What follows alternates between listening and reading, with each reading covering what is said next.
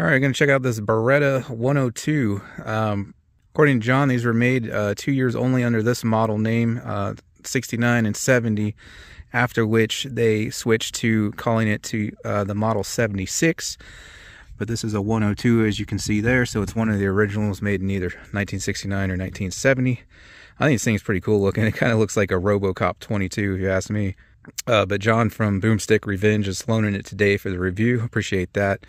Make sure you go check out his channel, and we're shooting on his range today as well.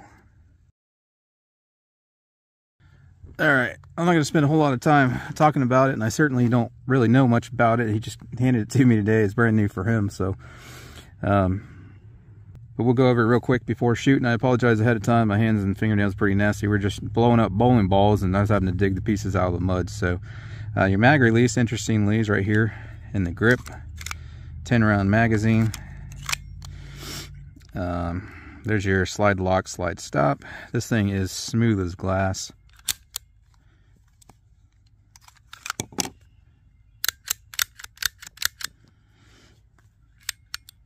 Oh, there we go. Safety here, obviously. Single action only. It's just got these blacked out target sights on it, and it may be hard to tell from the video, but that front blade is pretty wide, so that's really my only complaint. Full transparency, I shot this 15 times, 15 rounds off camera, and I was just drilling everything out there with it. I was blown away. So even though that front blade is really wide and it's like completely covering this half-scale silhouette out there at 75 yards, I was still able to hit it no problem. Now watch, I said that. Now during the video I'll probably struggle, but so I wish the front blade there was narrower to be more precise, but it didn't seem to affect me being able to shoot clear out there 75 yards. Let's see if I can repeat that during this review video here. I'm assuming since it's kind of like a target pistol, you should have adjustable sights there. Yep. Windage and elevation adjustable, but whoever had this previous got it pretty close at least. So I'm going to start out with this arms core here, high velocity, and we got a target set up there from this side of the bench. It's 12 yards. I'm just going to go for that dot on the left hand side to see where it actually is impacting, because so far I haven't put it on paper yet. Take a few zoomed out here, and then I'll get you guys zoomed in. Ah.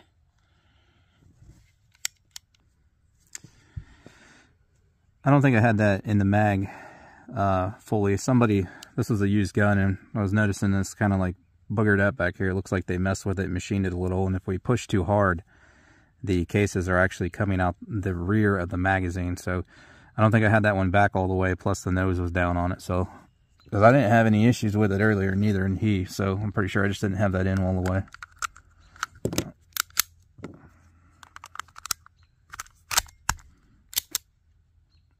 Nope, it's not wanting to feed it for some reason.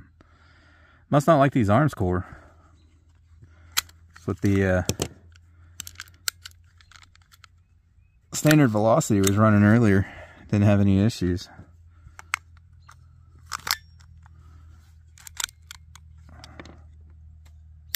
There we go. Those are of course going to have issues getting a focus, but kind of an elongated nose on those, not so round. Don't look very symmetrical either. Not surprised for the price of that stuff.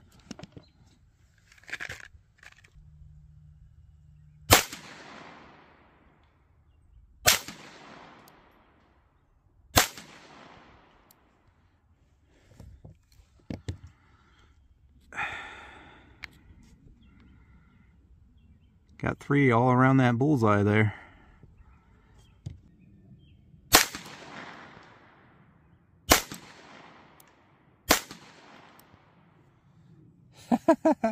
That's putting them all in the same hole. So it's a little off to the right for me, at least with this ammunition. Half scale silhouette 25.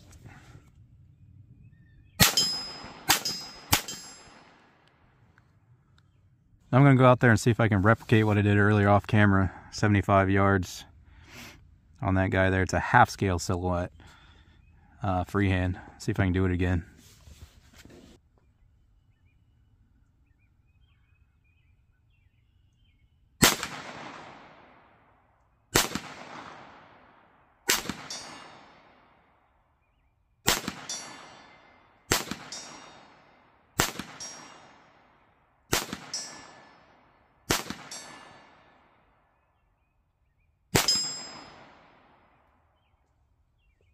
There we go. I just had to find where to hold. I was holding too low at first. Try some of these at 25 here. The front sight blade to me appears the exact same width as those, so going out here at 50 would be like really hard because it would completely cover it, plus the sight would appear 3 times the size. I might try it though. The ones on the left out there at 50, those are the rimfire ones, the smaller ones of course. So I should be able to do 25 here, no problem. I just jammed on that arm score. It does not like these. It was running flawless earlier. He did his own review of it. Didn't have any issues.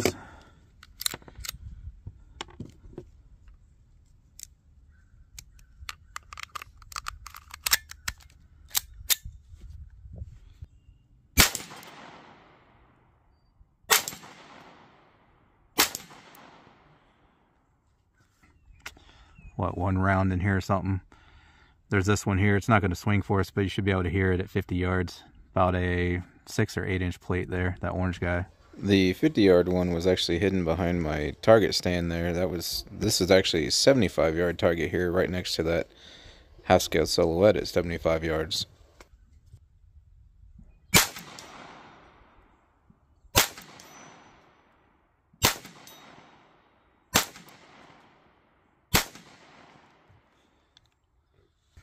Come back to the bench for my 16-inch gong out there at 100, but I want to try to freehand it first.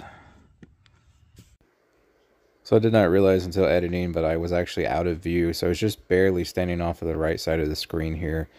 Standing freehand, shooting at that 16-inch gong off to the left there. Getting about a 50% hit ratio, I think, before I come back to the bench to try and get 100%.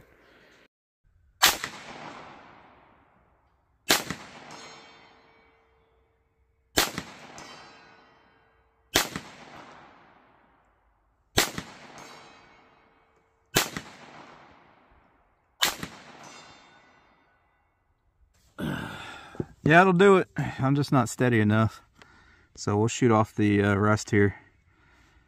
100 yards. Hopefully we can get a bunch in a row without missing. Should be able to if I can find where to hold. And even more impressive, that's with your cheap bulk pack arms core there. So clearly that's not target grade ammunition, and it speaks volumes for the accuracy of this thing.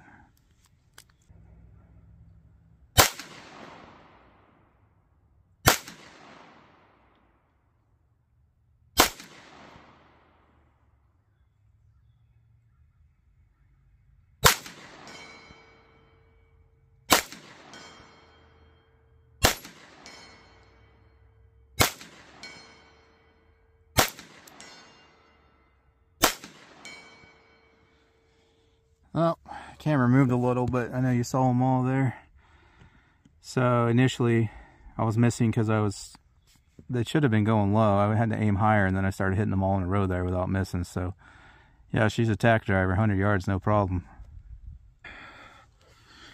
Again, sorry about the dirty fingers, picking chunks of bowling ball out of the mud down there. So I got empty brass in here. I wanted to show you the trigger on this, which is just absolutely fantastic. So that's all the take up you got there, and it feels like probably about 3 pounds to me. And clean, crisp break, awesome trigger on this. So it makes it really easy because you're not pulling any shots, even out there at 100 yards, at least not off a rest. The trigger is not causing me to pull any shots at all. So it makes it easy, which is what I like. So there's the take up, and we'll pull through. Just nothing. Super crisp, like glass, and probably in the 3 pound range there. I guess I should have got the reset there. Well, not that the reset really matters on a target pistol, but here's the reset. What right there. And there's nothing to come back after the reset.